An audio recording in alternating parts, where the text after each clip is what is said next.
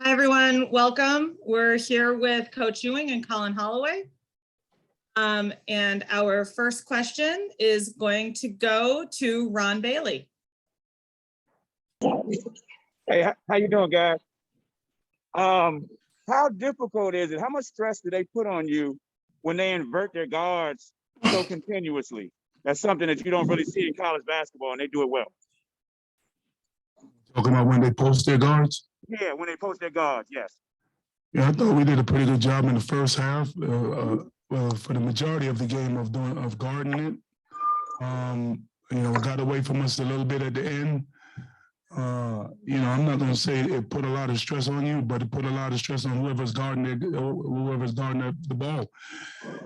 That's what they do. They back you down. They bring you into the paint, and you have to guard the guy who's guarding that guy. He has to do a good job of guarding him, because what they're looking for is to suck you in, or you turn your head watching the ball, and they're moving, and that's where they get a lot of their threes from. We did a good job in the first half and from the majority of the second half of guarding it, but like I said, at the end of the game, it got away from us. Last question. How would you characterize y'all's overall ball sharing? I thought for the most part, guys made the extra pass for the most part. Yeah, for the most part, we did. We had 18 assists. I think that might be our season high right now. But at the end, we didn't make the right plays. We try to get it done by ourselves instead of continue to move it and share it. Okay, thank you. Okay, just a reminder to raise your hand if you have another question. Ron, do you have another? I do. Okay. For you guys, when you guys went small, you guys had some success. Was that something that just because you're getting better at going smaller, or is it something that because Villanova is a smaller team and it was like you could match up well with them? It's a little bit of both. Okay. They play small, so we went small to match up with them. And we've been doing it pretty much this whole year. There have been times when we had to play small. So of course, the more you do it, the better you become at it. Okay. Holloway, talk about Eric Dixon. What kind of player is he, and the challenges that he presents?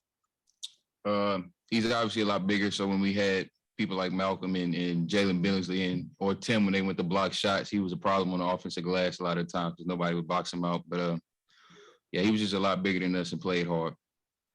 You were real comfortable in that paint, getting shots up oversized, over length. Talk about that. We had a game plan coming in to slip ball screens a lot, knowing that we would get guards on us the whole night. So people like me and the meter were just taking advantage of it all night and knew what we would get. Okay. Are there any other questions? Can I ask another one? Yep. I believe Dave Preston has a question. Okay. All right.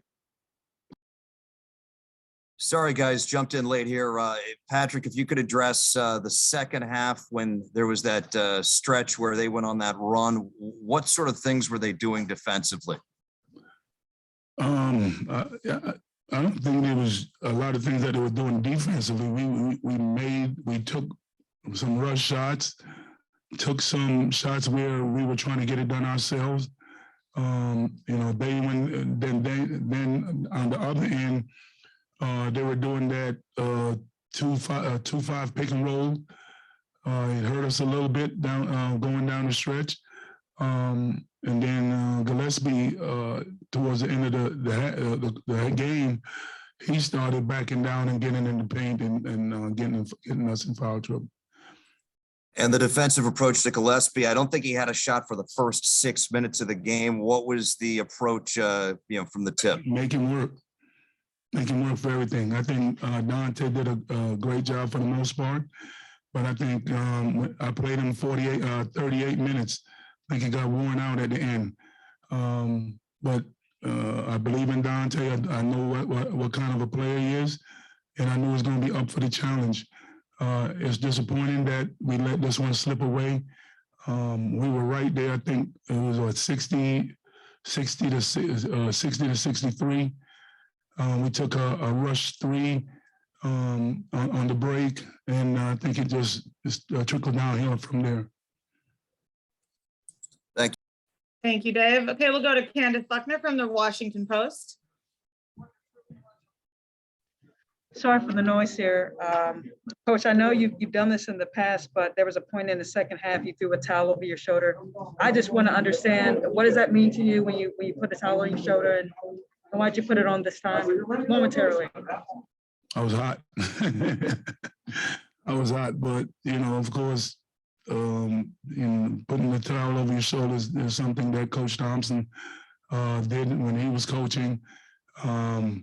He's a big mentor of mine. He's a father figure. He's a friend. Was, but at that time, I wasn't thinking about any of those things. I was just hot. Okay, and our final question goes to Ron Bailey. Coach, in the second half, it was clear that Amino was assigned to Moore, almost on a face guard basis. What job do you think he did in the second half against Moore? We wasn't face guard. We were just pressuring him. We try to make, we know that both he and Gillespie are the heads of the snake. So we try to make them work for everything that they got. For the most part, it worked. Gillespie was able to get off in the second half. But I believe that this was a game we had opportunities to win. We just did not play smart enough going down the stretch. Thank you and good luck. Thank you. Thanks, Coach, and thank you, Collin. Thanks all for joining us. We will be sending this out to the RSVP media shortly.